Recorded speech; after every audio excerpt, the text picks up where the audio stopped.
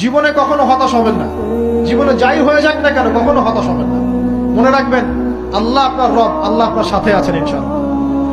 এই সমাজ আপনাকে যেভাবে শেখায়, কিভাবে শেখায়, এই যে স্কুল, কলেজ, ইউনিভার্সিটি, চাকরি, বিয়ে, সন্তান প্রতিপালন, আর তারপর ইন্না লিল্লাহি ওয়া ইন্না ইলাইহি রাজিউন, এই তো শেখায় নাকি?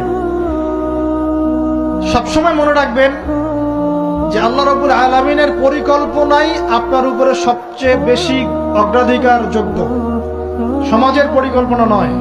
পরিবার আপনাকে চাপ দিচ্ছে, চাকরি পাস না, পড়াশোনা করিস না, হ্যাঁ পড়াশোনায় কেন তুই 80 নাম্বার পাইলি না, কেন চান্স পেলি না, কবে চাকরি পাবি, কবে আমাদেরকে দেখবি, খাওয়াবি, পড়াবি, এই যে চাপগুলো চারপাশ থেকে আসে কিনা? এতে করে অনেক যুবক দেখা যায় মাদকাসক্ত হয়, অনেকে দেখা যায় আত্মহত্যা করছে, ইদানিং করছে কিনা ভাই? এই শব্দটা থেকে আমি এই পয়েন্টটা আজকে লিখেছিলাম যে